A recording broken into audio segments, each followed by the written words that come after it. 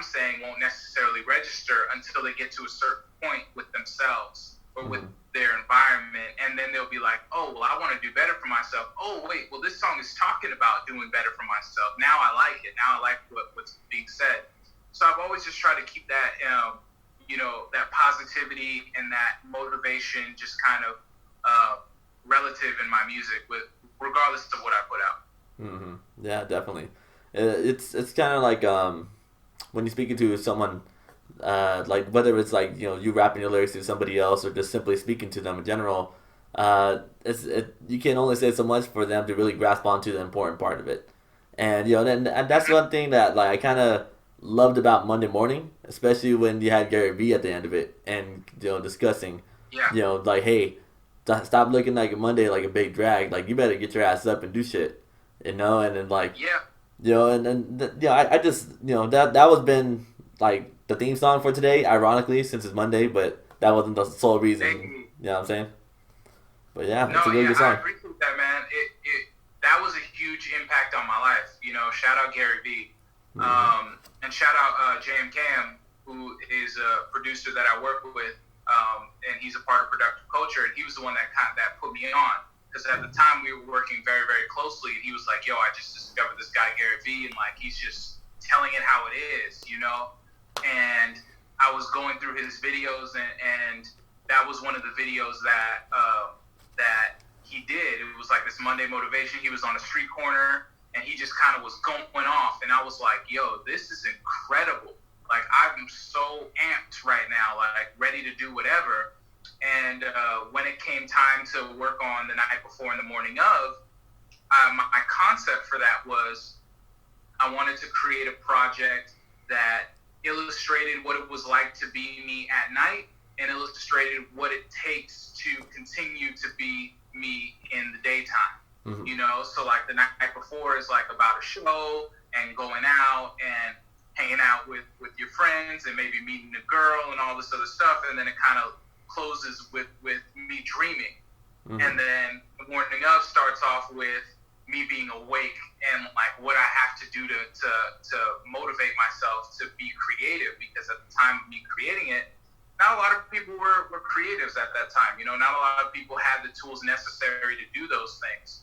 And it took a lot of work to constantly like get motivation to work on that. And it was just awesome. When we did it, I was working with my other producer at the time, Apollo. He's the one that did the beat. And I just wanted something that was just like upbeat and will get you going, something that can just start off. And I was like, everybody hates Mondays, so why don't I make a song that will just motivate people to do Mondays? And at first we were like, let's do a song for like every day of the week. But then I thought that was just a little bit too cheesy, and I was like, I'm not trying to do that. Let me just do Monday, and we'll start from there. And then we sampled the Gary V conversation because it just works so well.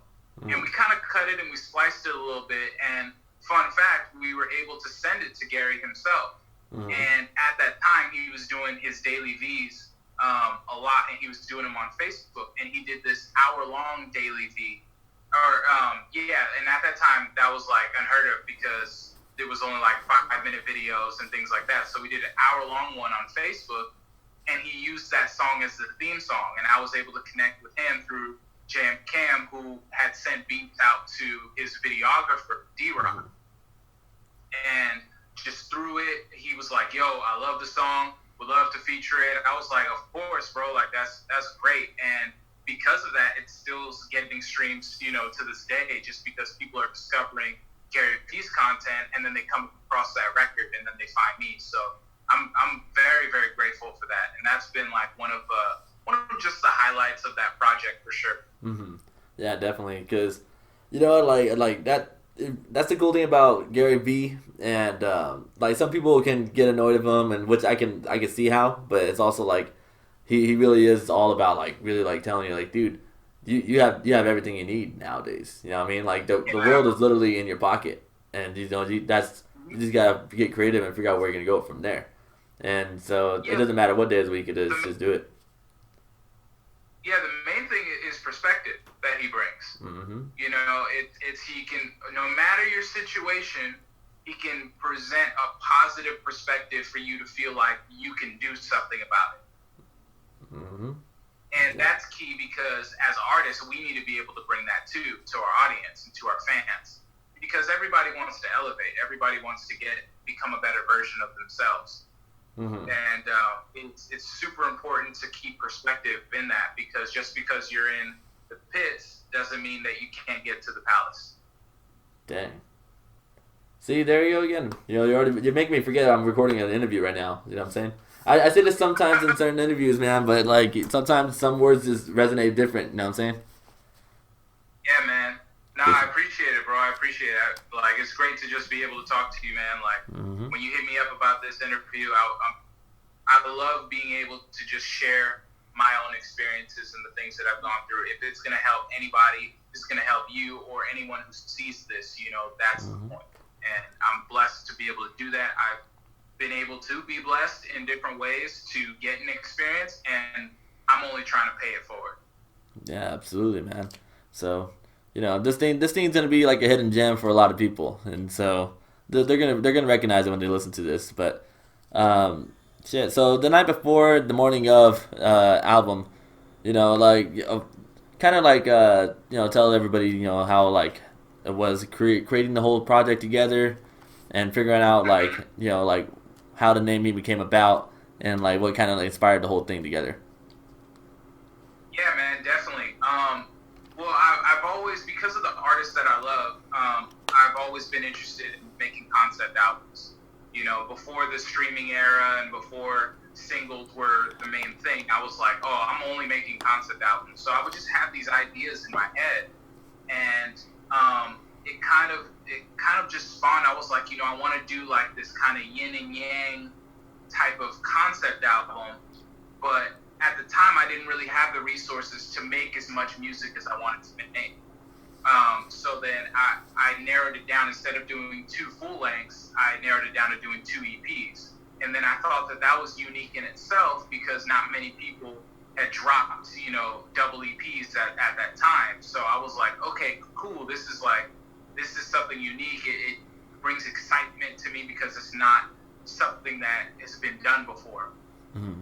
And I was able to link up with Apollo. We met at the Dope Spot Studios in Pomona, and we just kind of hit it off right away. He was coming from the Bay Area. He was like, yo, I just moved down here. I was looking for studios to work with. I make like alternative rap and R&B. I make my own beats, and I have a studio at my house. And I was like, oh man, like, let's just link. And literally we just hit it off.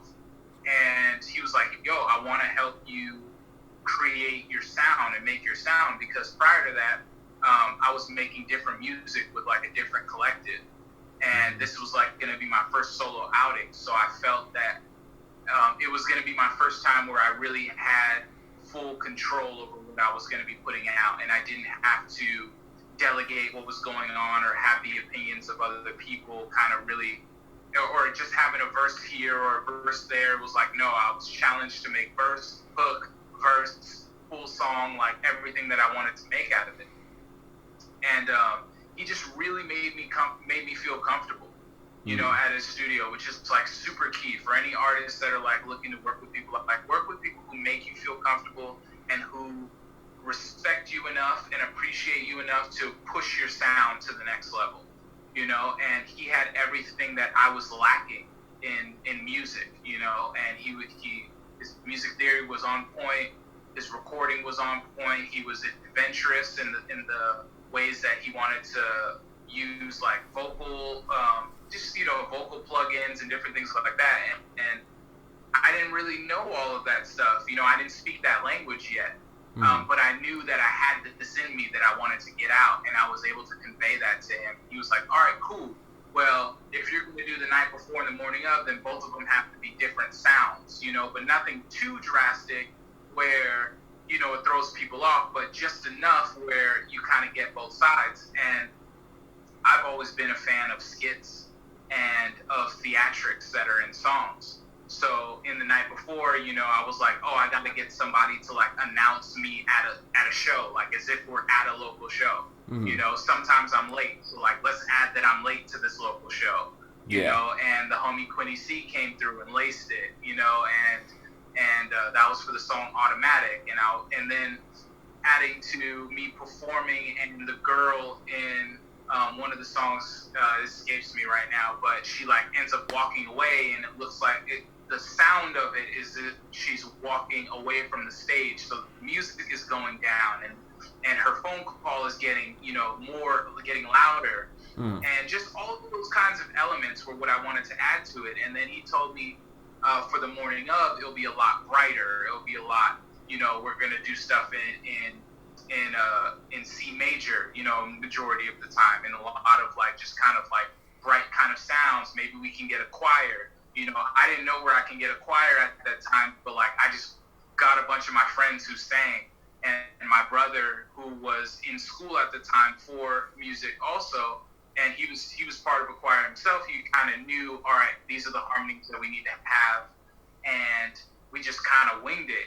And shout out to those people, because it was literally like 5 of us, 6 of us, but Apollo was able to make it seem like it was so much more. And they were able to take my concept and elevate it, because at that time, a lot of local artists didn't have access to other people getting on their music other than like another rapper. You know, there weren't a lot of singers that were locally around, and there weren't, especially like people doing real choir type stuff. So for my community, it was something that they hadn't really heard before, you know, and I was ambitious enough and also naive enough, because I didn't realize how much it would really take to try and do it, you know, and try and push it forward. And we were able to knock it out, man. And it's, to this day, one of my favorite pieces of work that I've ever done. You know, I sometimes just listen back to it and like, yeah, the recording could be better, and I can be, you know, I've learned from that time how to record better and distance myself from the mic and my rap voice, and I've gotten more confident and different things like that. But I listen back to that, man, and it was just pure passion, pure joy that was just really being put into it, and my yearning to just want to present people with something that was just so unique and that can help. Yeah, and I had one of my cousins. Like, I showed him some of your music, and he ended up like going like a deep dive. Then